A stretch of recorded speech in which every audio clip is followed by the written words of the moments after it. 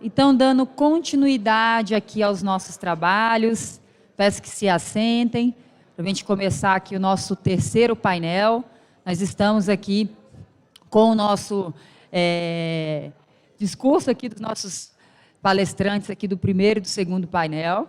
Eles vão permanecer aqui no nosso lounge, aqui, efetivamente. E eu convido aqui para subir ao palco, para se juntar aqui aos nossos professores, o professor Murilo Jacobi, para falar um pouquinho aqui sobre contratações diretas. Pessoal, uma salva de palmas, professor Murilo Jacobi, que aceitou com muita elegância este nosso convite para falar aqui para toda a Justiça Federal um pouquinho sobre dispensa e inexigibilidade da 14.133. Professor Murilo, é um prazer, muito obrigada por aceitar o nosso convite, é uma honra tê-lo aqui na nossa representação, tá? Fique à vontade, o painel é seu, o palco é seu. Obrigada. Muito obrigado. Em primeiro lugar, agradecer a oportunidade de estar aqui para os senhores para falar de um tema tão relevante para a gestão pública, que é a nova lei de licitações. E tenho o privilégio aí de falar sobre dispensa de licitação, inexigibilidade de licitação aqui, o avanço da contratação direta. E o passador é esse daqui, né? Com licença. Que isso? Não problema nenhum. Vamos tentar ser sucintos e tentar tratar os temas que a gente entende mais relevantes, né? Tivemos debates brilhantes aqui, discussões brilhantes falando sobre PNCP, sobre governança, o desafio de começar a testar a usar a nova lei sem o nosso Comprasnet estar pronto, né?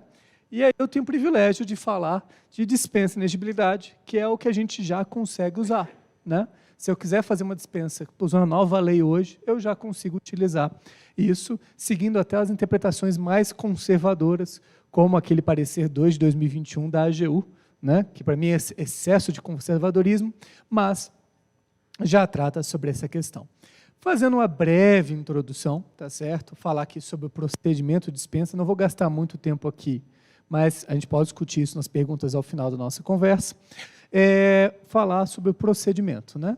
Então, a nova lei trouxe algumas mudanças no procedimento quando a gente fala de contratação direta, né? Está lá no seu artigo 72. Primeiro que ele esclarece que contratação direta é só inexigibilidade e a dispensa, né? A licitação dispensada não entra aqui na contratação direta, o que era uma questão doutrinária quando a gente falava na 8666. E ele estabelece os requisitos para o procedimento da contratação direta. Então, a gente começa com o primeiro passo, que é o documento de formalização da demanda e, se for o caso, estudo técnico preliminar, análise de risco, termo de referência, projeto básico ou projeto executivo. O que se ressalta aqui é que você tem que definir o que precisa comprar, mas a própria lei deve sensibilidade para dizer quando for o caso, ou se for o caso, os demais instrumentos. O segundo ponto que a gente destaca sobre essa questão é que a lei deu um nome para um instrumento que ela não traz no seu glossário a definição, que é o documento de formalização da demanda. O que é esse documento? É aquele primeiro documento que dispara uma necessidade. E aí tem vários nomes para isso: documento de oficialização da demanda, DOD, documento de formalização da demanda, requisição de serviços, requisição de bens. Não interessa qual o nome que se dá a esse documento, mas esse documento surge com alguém precisando de alguma coisa. A lei estabelece isso como mínimo e coloca, se for o caso, usar os demais.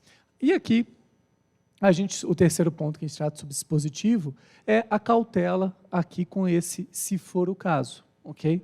É muito mais fácil, é muito mais difícil justificar não ter esses documentos do que passar sem tê-los. Então, sempre que possível, elabore o seu termo de referência, sempre que possível, elabore o projeto básico, se for o caso, faça sua análise de risco dessa contratação, porque esse é o ideal que a gente deve interpretar dentro desse dispositivo. É lógico, e a lei foi sábia nesse ponto, numa contratação emergencial, às vezes não dá para fazer tudo isso, né? E a gente vai correndo com o que for necessário para essa futura contratação.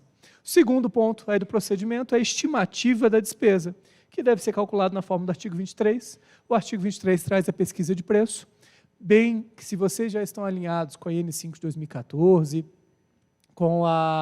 ela mudou, né, era 70 de A última IN federal de pesquisa de preço do governo federal, sei que o judiciário não era obrigado a seguir, mas já seguíamos, porque era uma boa norma referencial de pesquisa de preço. O decreto que fala de pesquisa de preço de obra, boa parte do que está nessas normas foi incorporado na lei. Então, minha pesquisa de preço deve seguir o quê?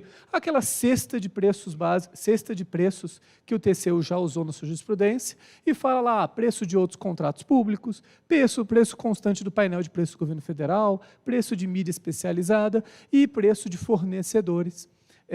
A nova lei nova trazendo o Banco Nacional de Notas Fiscais Eletrônicas, que ainda não está funcionando, para estar no PNCP, mas é natural, né? A lei saiu em 2021, a gente vai ter um processo aí de maturação dela, e ela prevê como uma ferramenta específica de preço o Banco Nacional de Notas Fiscais Eletrônicas, que ainda não está disponível para consulta. Ok? Obras de engenharia segue-se a mesma regra que a gente conhece, SINAP, Cicro, mídia especializada, outras contratações anteriores. Nós trazemos também, a lei também traz, a pesquisa de preço para dispensa e inegibilidade, que é aquela possibilidade, se não conseguir fazer pesquisa de preço conforme a lei estabelece, usar o preço que o futuro contratado usualmente pratica, né? Já consta de orientações normativas da AGU, jurisprudência do TCU, que no caso de inegibilidade não preciso buscar 3 preços, né? Afinal, se é inexigível porque eu não tenho competição, como é que eu vou comparar 3 preços? Eu pego o preço que o contratado costuma habitualmente utilizar ou contratar. Também está na lei estabelecido esse dispositivo. É o que trata, de maneira geral, o inciso 2º, a pesquisa de preço do artigo 23 da 14133. Passamos para o 3º ponto, parecer jurídico e parecer técnico, se for o caso, que demonstre o atendimento dos requisitos exigidos.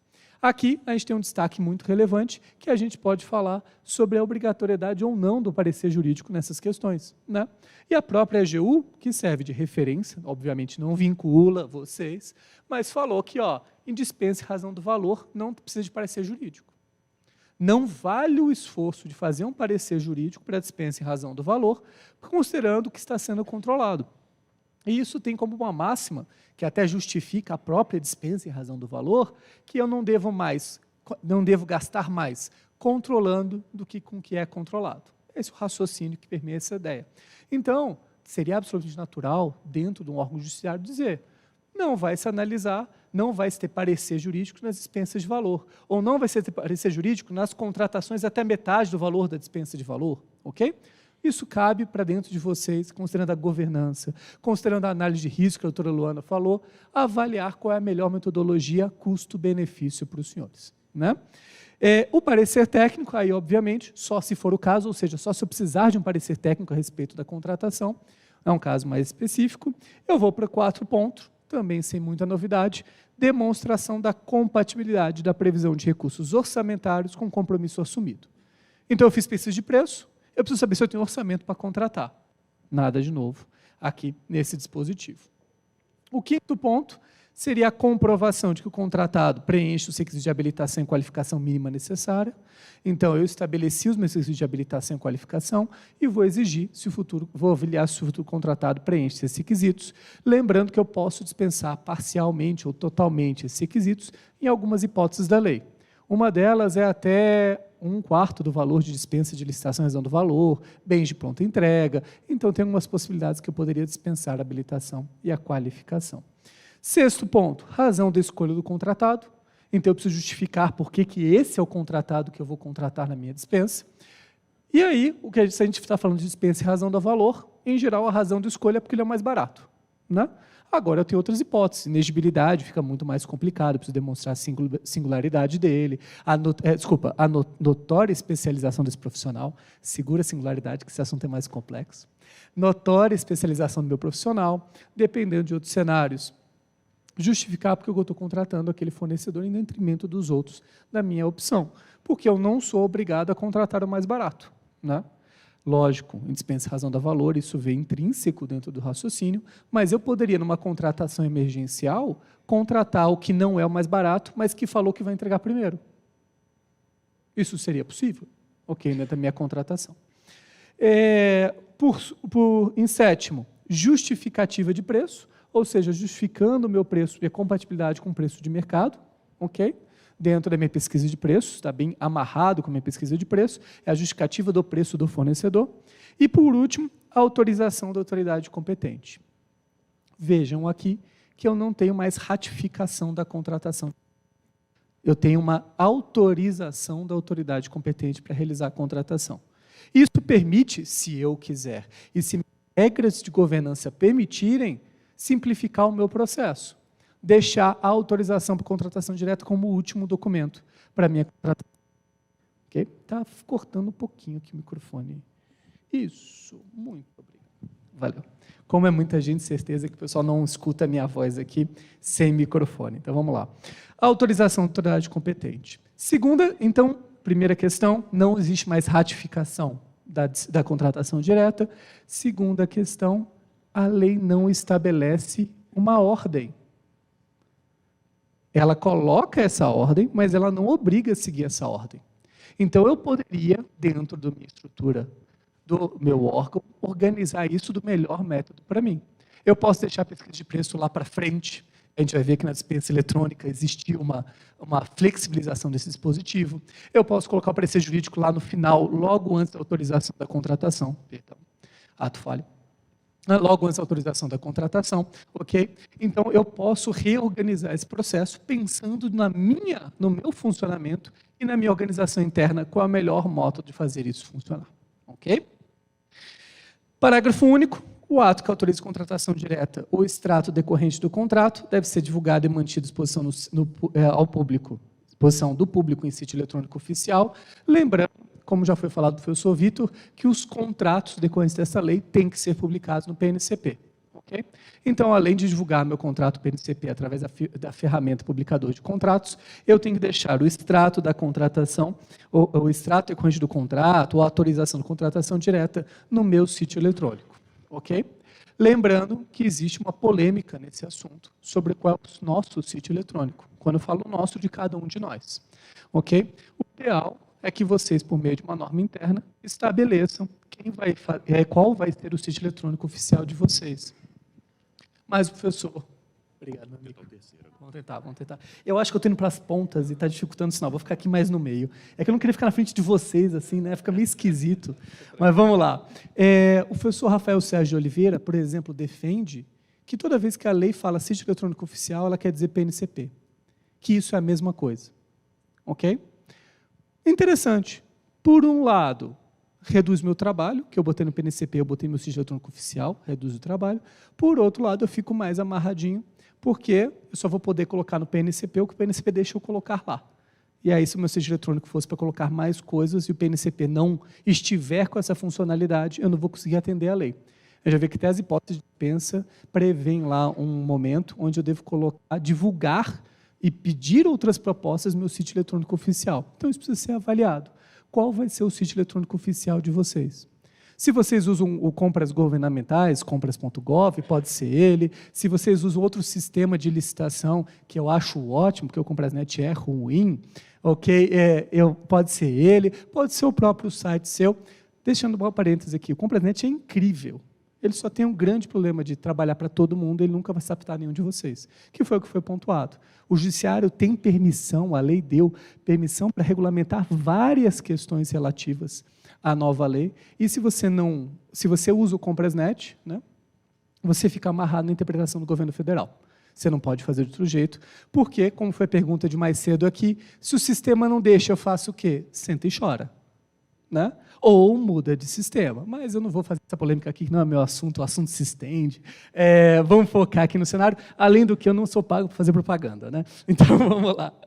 Ok? Então, falamos que o extrato de contrato tem que estar no sítio oficial eletrônico e o contrato tem que estar no PNCP como condição de eficácia. Ok? E, no caso da contratação direta, 10 dias úteis o prazo de publicação no PNCP desse contrato.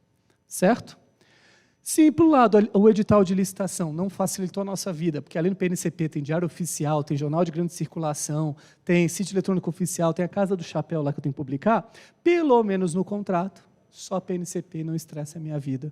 Coloco lá e o meu sistema, aí minha integração permitiria fazer isso de uma maneira mais acessível, mais fácil e menos custosa para a administração pública. Ok?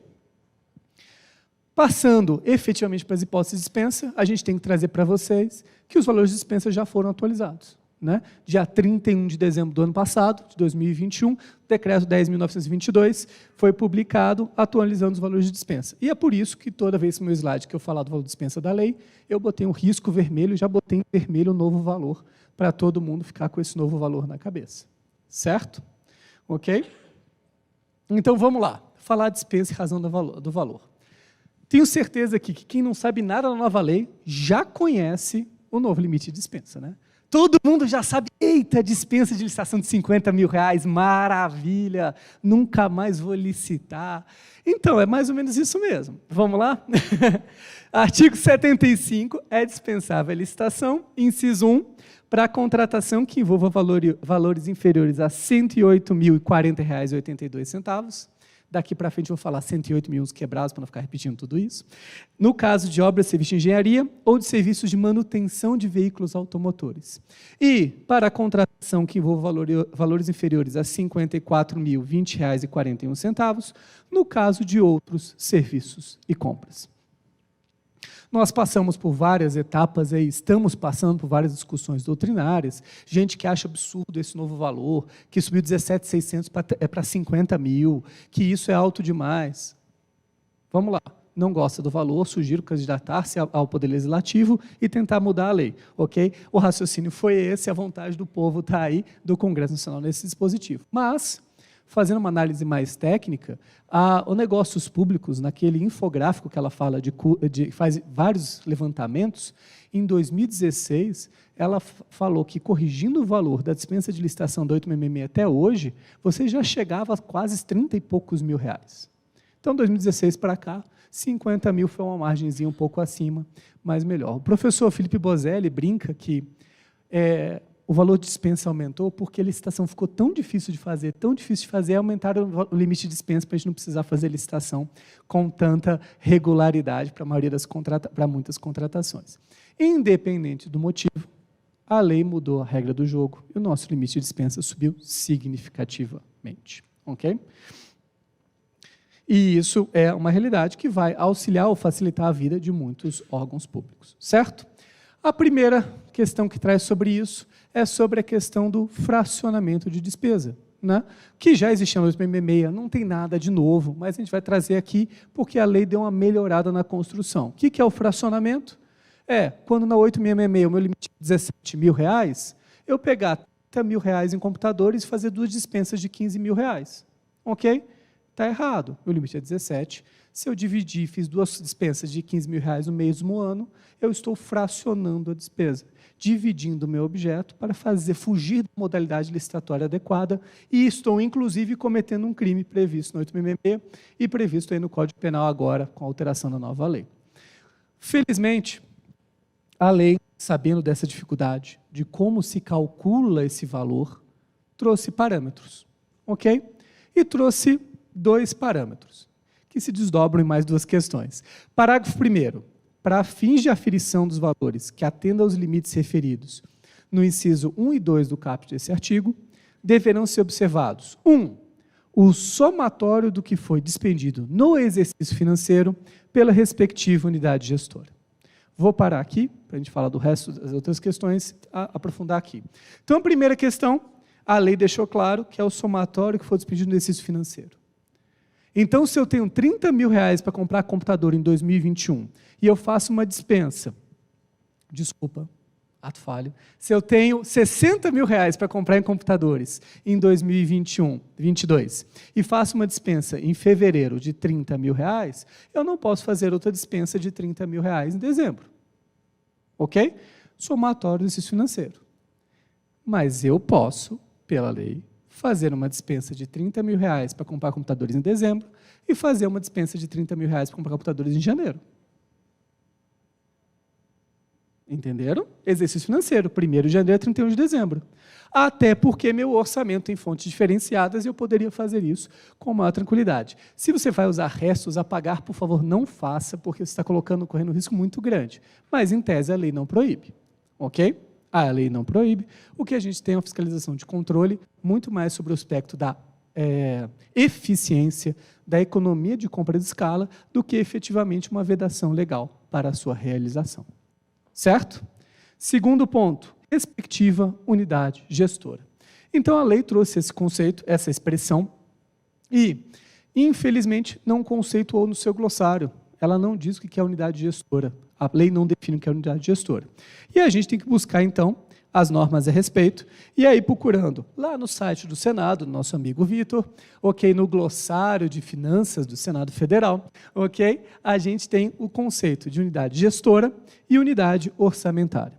Então, o que a gente tem aqui dentro do conceito construído na norma é a unidade gestora, é a unidade responsável por administrar dotações orçamentárias e financeiras próprias ou descentralizadas. De forma mais objetiva, se você tem um orçamento próprio que você cuida, um ou mais, você é a unidade gestora. Ok? Se você tem, por exemplo, nossa, desculpa, o único exemplo que vem à cabeça é municipal. Não orienta vocês, mas tentando ilustrar. Por exemplo, Secretaria de Educação de determinado município. Se tem orçamento próprio, ela tem dotação, ela é uma unidade gestora.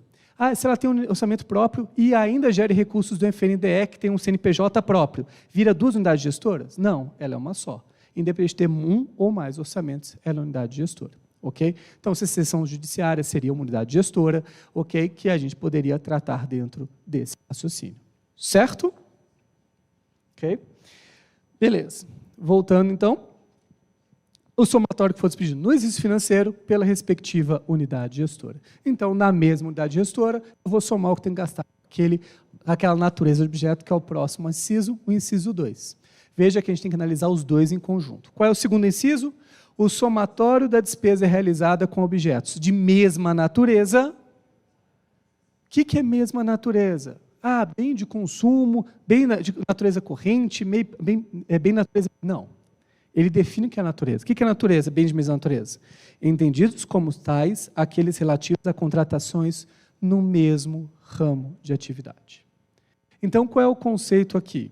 O exemplo dos computadores. Eu vou gastar 80 mil reais, eu tenho que comprar computadores e minha estimativa de preço dá 80 mil reais no ano. Posso fazer duas dispensas de 40 mil? Não, porque se eu somar o que eu vou despender no mesmo exercício financeiro, na mesma unidade gestora, para o mesmo ramo de atividades, eu não posso fazer duas dispensas. Ok? Eu teria que licitar, então, 80 mil reais em computadores. Como é que eu faço para avaliar qual é o mesmo ramo de atividades? Nós temos 3 referenciais. Ótimo, 3 referenciais. O primeiro, o CNAE. Estou trazendo como primeiro porque o Executivo Federal, na norma de dispensa eletrônica deles, falou que para avaliar o mesmo ramo de atividade eu vou usar o CNAE, ok? Que é a Classificação Nacional de Atividades Econômicas. Eu vou pegar aquele meu bem e vou verificar em qual CNAE ele entra, ok? Computadores, sei lá, fornecimento de equipamentos de informática. Beleza, então tudo que for equipamento de informática eu tenho que juntar para efeito de fracionamento da lei. Então eu não posso fazer uma dispensa para comprar CPU, outra para comprar monitor, outra para comprar mouse e outra para comprar teclado. Porque no CNAE entra na mesma característica. Ok? Certo? Uma das referências. Segunda possibilidade, subelemento da natureza de despesa do Manual Institucional de Padronização de Classificação de Despesa Orçamentária de Bens Móveis e Serviços. É o Caderno de Contabilidade Federal. Nós usávamos, aí no 866, muitos de vocês provavelmente usavam, o subelemento de despesa, que no nosso exemplo lá é o 33, 90, 39, o 48. Se está dentro do 48, eu tinha que somar aquele objeto para fins de verificar se eu tinha que fracionar ou não. Então, quando eu trabalhava no TRT, o que a gente fazia? Cada dispensa botava lá no Excel o valor e o subelemento de despesa. Se tivesse 2 iguais, a gente ia ver se somava ou não somava. Resolvia nosso problema, é um controle operacional muito fácil de executar. E a terceira possibilidade, eu peço desculpas que eu mudei a ordem no meu slide, é o universo de potenciais fornecedores. O que é o universo de potenciais fornecedores? O TCU usa essa expressão nos seus acórdãos. Eu vou ver no mercado qual é o universo de potenciais fornecedores daquele bem se eu licitasse. Então, por exemplo, se eu vou licitar comprar monitores. E se eu vou licitar comprar teclados? As empresas vão passar, teclado de computador, né? Não teclado de música. Se eu vou licitar isso, as empresas vão participar nas duas licitações. São as mesmas? Tendem a ser as mesmas, na sua maioria? Se sim, é o mesmo universo de potenciais fornecedores. Então, eu tinha que juntar para avaliar a questão do fracionamento da despesa. Ok? Temos 3 métodos para utilizar isso. Qual que é o melhor, professor? Nenhum. Na verdade, todos têm suas vantagens e desvantagens. O universo de potencial fornecedor é ótimo, porque ele permite eu adaptar cada caso. Por exemplo, eu teria determinado órgão da Justiça Federal que ele está espalhado em determinado estado, ou ele tem 2 entidades espalhadas aí no estado, dentro de um estado muito grande, vamos supor o Amazonas. Ainda que eles não tenham dotação orçamentária separada, fosse uma dotação orçamentária única, eu poderia fazer 2 dispensas, porque quem faz manutenção de ar-condicionado em Manaus não faz manutenção de ar-condicionado no interior do Amazonas, na cidade XYZ, que aí lamento meu conhecimento regional para usar como exemplo aqui nessa situação. Mas, quando eu vou ver no mercado, o universo de potenciais fornecedores de um objeto e de outro não é o mesmo. Por quê? Por conta da distância, por conta da realidade local. É ótimo, porque ele se adapta a qualquer coisa. Qual é o problema? Comprovar no processo. Para comprovar o universo de potenciais fornecedores, tem que fazer pesquisa de preço. Buscar no mercado quem prestaria esse serviço. E isso, como os senhores sabem, não é rápido, não é ágil, né? Não é operacionalmente muito vantajoso. Nós temos 2 outros critérios objetivos. O subelemento de despesa, que nós usamos durante muito tempo, e muitos de vocês já estão acostumados, o caderno de contabilidade federal está tranquilo, ou a novidade que o Executivo Federal trouxe, de usar o KNAI.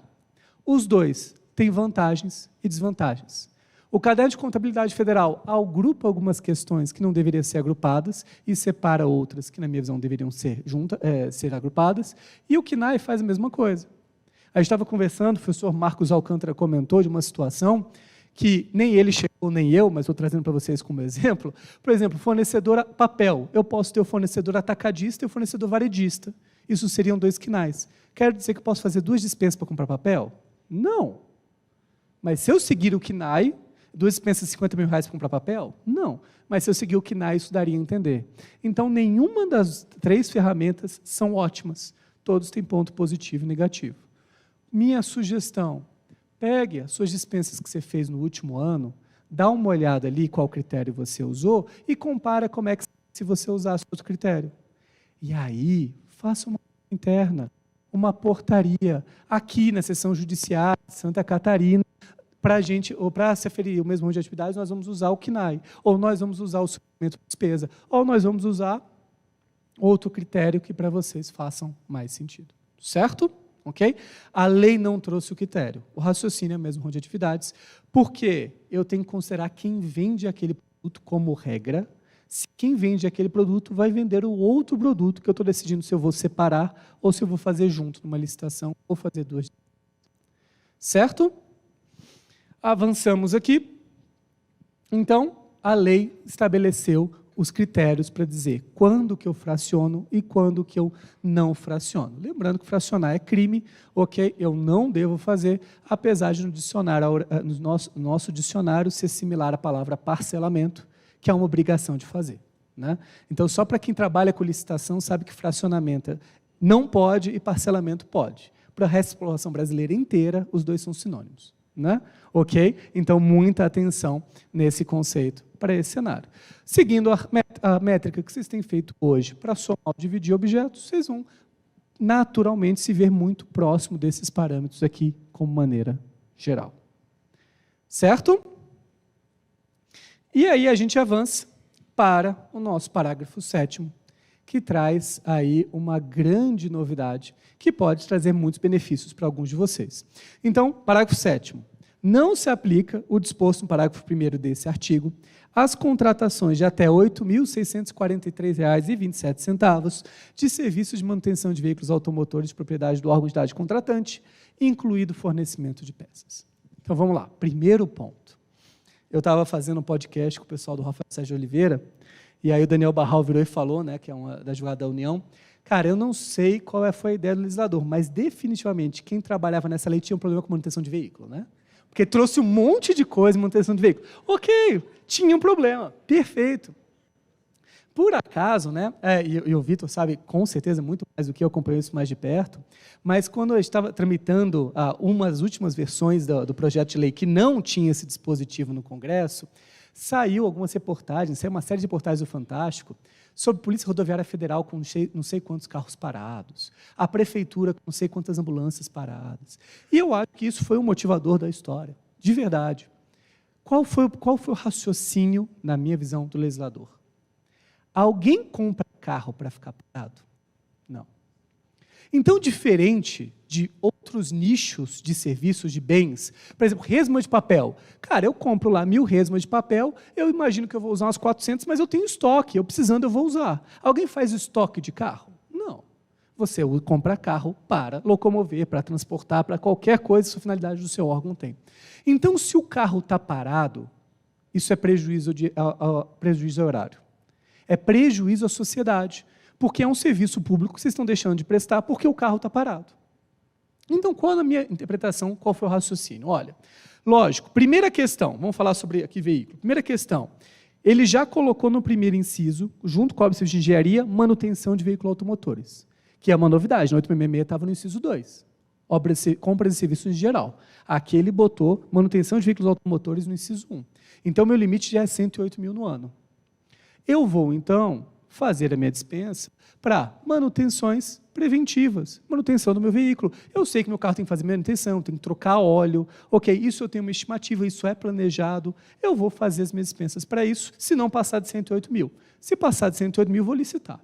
Mas se eu tenho 2, 3, 4, 5 carros no meu município, é bem provável que a manutenção desses veículos durante um ano não passe de 108 mil reais, ok? Acho que a gente poderia até empurrar bem mais para cima essa quantidade de veículos, mas eu confesso que o tanto o carro subiu, eu não faço ideia quanto está a manutenção hoje, né? Então, vamos lá. Esse cenário. E qual é a ideia? Na hora que der problema, que o carro bater, que der problema, eu vou pegar e vou arrumar o carro. Fiz a revisão, fiz a dispensa, fazer a manutenção preventiva de todos os veículos durante um ano. E aí está lá o motorista da minha seção judiciária, saindo com o carro e, pum, cai no buraco. Quebra a suspensão. Ok? Se eu pensar do ponto de vista conservador, quadrado, retrógrado do 866, eu tenho que parar esse carro, fazer pesquisa de preço, manutenção de suspensão, verificar qual é o valor e aí fazer a minha contratação. E pior, se eu tiver alguns carros, uma quantidade significativa de carros, 30, 40 carros, se eu somar isso durante o ano, vai passar dos 108 mil. E aí eu vou estar com um problema que eu vou ter que licitar em dezembro para desamassar a porta do carro por R$ 1.500, vou ter que fazer licitação, porque passou dos 108 mil no ano. Então, qual é a ideia do legislador? Se a manutenção do veículo abaixo de 8 mil é abaixo de R$ 8.600, não soma.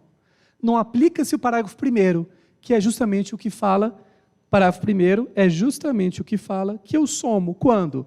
Quando for exercício financeiro, respectivo da gestora, ou mesma atividade. Então, eu não somo.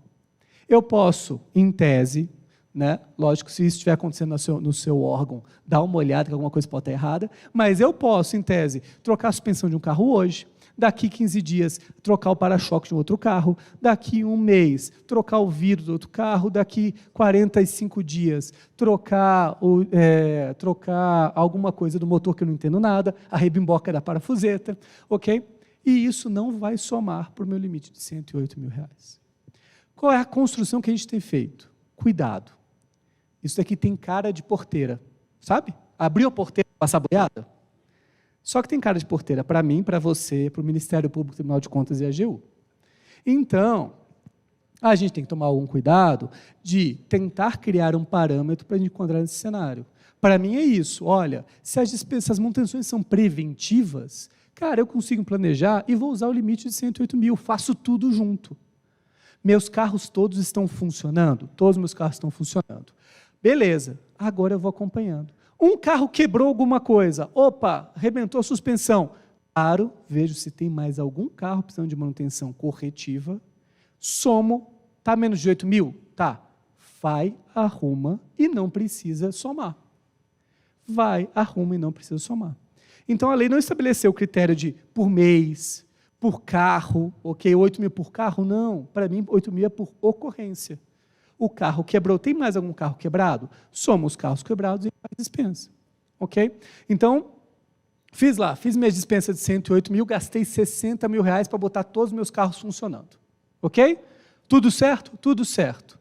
30 dias depois, tem lá 6 mil reais, um carro bateu, teve um acidente, 6 mil reais para arrumar. Beleza, paro, arrumo esse carro, faço uma dispensa, faço uma cotação, arrumo esse carro e pronto, voltou a andar. Eu reduzo o meu tempo do meu carro parado. Aí, vamos lá, daqui 3 meses, o outro carro veio, quebrou a suspensão, opa, 2 mil reais para arrumar o carro, beleza. Daqui 4 meses, inundou a garagem. Os carros tudo boiaram. 40 mil para limpar os carros, arrumar os veículos de novo. 40 mil soma com meus 100, soma com meus 60. Está dentro de 100 mil, ainda não é fracionamento, posso fazer dispensa. E aí eu tenho que fazer mais 6 mil reais no outro carro. Está tudo bem, é menos que 8, eu não somo com meus 100 que eu já gastei. Mais 4.008, tudo bem, não somo com 100 mil que tem que fazer. Então, o importante seria treinar e orientar a equipe da garagem, para implementar isso de uma maneira mais fácil, mais transparente, mais operacional. E aí, até as pessoas muito conservadoras falam, mas eu faço quarteirização de veículo. Beleza. Se você tem mais de 100 veículos, mais de 150 veículos, você vai ver que essa conta para você não fecha. Que se você coloca lá, se você considera que cada carro dá um defeito por ano, você vai ter cada dia 2 ou 3 carros com defeito, cada dia útil, ok? Então você tem um problema, aí é realmente melhor fazer quarteirização. Mas do contrário, isso daqui parece muito mais eficiente. Até porque quarteirização é uma furada, né? Ok? Manutenção em geral, eu ia falar manutenção de veículo, mas manutenção em geral é uma furada. Por qual você faz jeito lusitano? O que é o jeito lusitano? Faz uma lista de peças que podem quebrar no mundo, aí você pega aquela tabela gigantesca, faz registro de preço de um monte de coisa que você nunca vai usar no ano, o preço varia, você tem problema de reequilíbrio de ata, que a gente já não vai falar sobre isso, porque é polêmico, também não dá tempo, e você vai cada vez que precisa, pega o orçamento, vê o que precisa, usa a sua ata. Ou você quarteiriza, que você não sabe quanto mais você está sendo roubado na história, né? Porque é desesperador. Manutenções gerais, principalmente quando você não entende. Quem entende de carro, meus parabéns. Você vai para a oficina, você não fica um cara de otário que nem eu vou, né? E o cara fala, é rime-boque da parafuseta. Eu falo, então tá bom. A minha única opção é pegar meu carro e levar em outra oficina para ver se eu consigo um diagnóstico diferente. Porque eu não entendo. Manutenção de ar-condicionado, a mesma coisa. Então, manutenções são sempre muito difíceis de você entender. Se você está sendo... Ou você tem uma pessoa muito técnica, dentro do seu órgão, e são poucos que tem, ou você fica muito na mão do orçamento, do quarteirizador, né, da empresa que trabalha com isso. Então, aqui é uma alternativa. Quem tem poucos veículos, 15 veículos, 20 veículos, acho que essa conta ainda fecha muito bem para fazer dispensas dentro desse cenário. Certo? Ok? Então, lembrando que a gente vai considerar por ocorrência, ok, para a questão do fracionamento, meu carro deu defeito. Eu paro e vejo, tem mais algum carro precisando de manutenção? Tem, junta. Não tem? Ok, arruma esse carro, menos de 8 mil reais, está tranquilo. Tá certo? Lógico, vou precisar de uma governança, de um controle, nem que seja amostral, para verificar se estão fazendo rodízio, algumas mecânicas, estão pegando vários orçamentos, ou se é sempre a mesma mecânica que está arrumando todos os carros. Opa, vamos ver como é que isso está sendo feito para garantir uma certa, um procedimento mais correto nesse cenário. Ok? Beleza? Então, vamos lá. Nesse sentido, tem o parágrafo 2º, não se aplica a vocês, mas seriam os valores referidos no inciso 1 e 2 do caput artigo serão duplicados para compras obras serviços contratados por consórcio público ou por autarquia fundação qualificada como agência executiva na forma da lei. Parágrafo 3º, esse daqui é bem interessante. As contratações que se tratam dos incisos 1 e 2 do caput desse artigo serão preferencialmente precedidas de divulgação de aviso em sítio eletrônico oficial pelo prazo mínimo de 3 dias úteis, com a especificação do objeto pretendido e com a manifestação de interesse da administração em obter propostas adicionais de eventuais interessados, devendo ser selecionada a proposta mais vantajosa.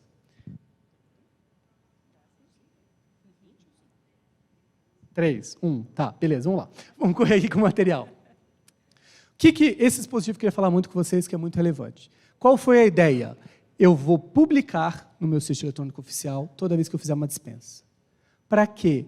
Para que, se alguém tiver um preço melhor ou algum preço interessante, ele apresente para mim. Então, qual é a ideia? Eu vou fazer minha dispensa eletrônica. Estou lá cotando o meu preço para comprar cadeiras com o professor Marcos Alcântara, professor Vitor, professor Paulo, ok? O professor Marcos Alcântara é o preço mais barato para comprar cadeiras. Beleza, eu vou fazer contratação direta do professor Marcos Alcântara. Antes de contratar, eu boto no meu site. Alguém tem o órgão tal está indo comprar cadeiras, quero saber se alguém tem propostas para oferecer. A Luana vai lá e oferece um preço melhor que o Marcos. Eu falo, valeu, Marcos, vou contratar dela, que é a mais barata. É uma ideia de dar transparência para isso.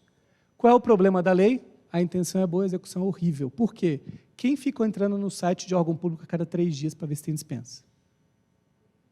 Ninguém. Não funciona. Então, das duas, uma. Ou você faz uma parceria com o SEBRAE, ou com a Associação Estadual, para divulgar essas dispensas, ou isso aqui não funciona.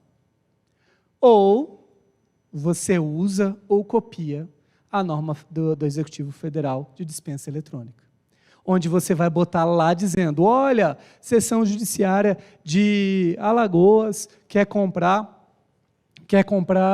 cadeiras, ok? Vamos comprar a estimativa de comprar 40 cadeiras, cada um valor de R$1.000. Me ajuda com o exemplo, sei que não é bom, mas é por conta do tempo, eu fiquei pressionado, o exemplo não ficou bom, não. Vamos lá, 40 cadeiras, Seção Judiciária de Alagoas vai comprar por dispensa.